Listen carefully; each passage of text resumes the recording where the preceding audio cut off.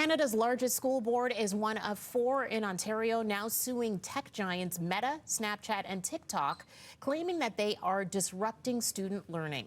Joining us live now is Toronto District School Board Chair Rachel Chernos-Lynn. Rachel, thank you so much for joining us. Good morning, Tammy. Happy to be here.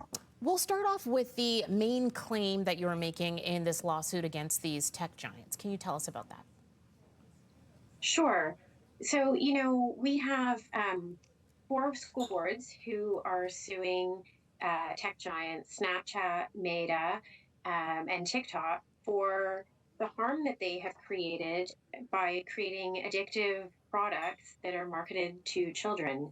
And it has rewired children's brains, and it is affecting the way they behave, the way they learn, and their ability to focus in school. And so we are looking to hold them accountable for what we're seeing in our classrooms and the significant harm that they have created to children. Can you tell us about some of the behaviors and the changes that educators are seeing in the classroom that you feel is the result of social media? Yeah, sure. So, we've heard from teachers, and I see it when I go into to schools each and every day. We're hearing about student behavioral issues. We're hearing about anxiety in children being significantly on the rise. We're hearing about mental health and well-being. We've seen children really a huge rise in mental health issues and feelings of pain that kids are having directly related to the products that they're using.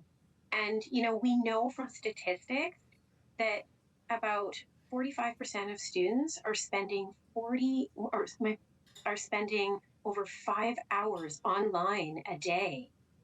Over 1/5 of Instagram users have reported bullying in the last 7 days.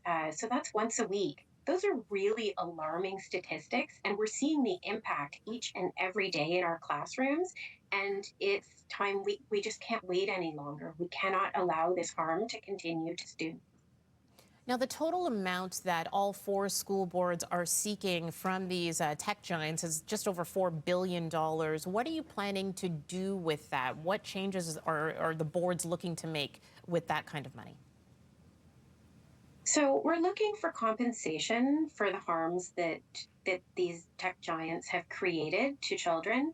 And that would be, for kids to make this right, it would be in the form of resources to help support students. It's cost school boards a tremendous amount of money to deal with what we're seeing in the classroom as the result of these social media apps that are so addictive and that were created knowingly. They were creating an addictive product for students to cause harm.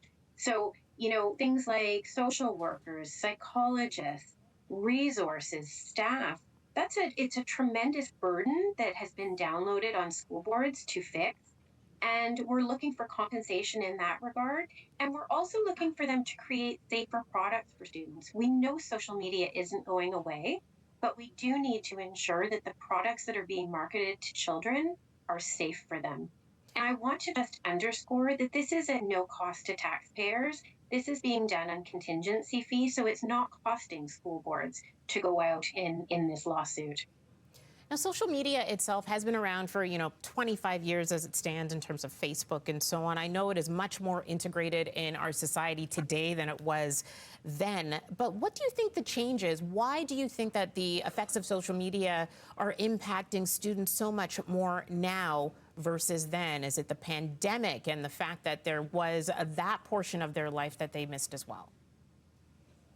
Well, it may have some part, but we also just know that the use of cell phones, kids have cell phones at a much higher rate than they did, a decade ago. And we've seen that rise throughout the last couple of years significantly, where the majority of students, the vast majority, have access to cell phones at a younger and younger age, which means that they have access to these platforms, which are really marketed over mobile use. This is how kids use them. They use them instead of talking to each other.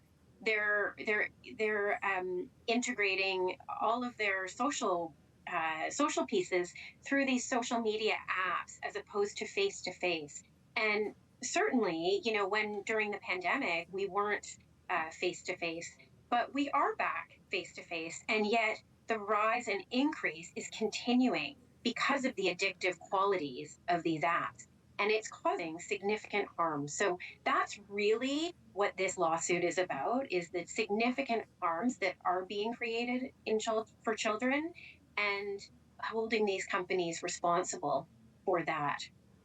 Rachel Chernos Lynn, the chair of the TDSB, thank you so much for joining us this morning. We appreciate it. Thanks, Tammy.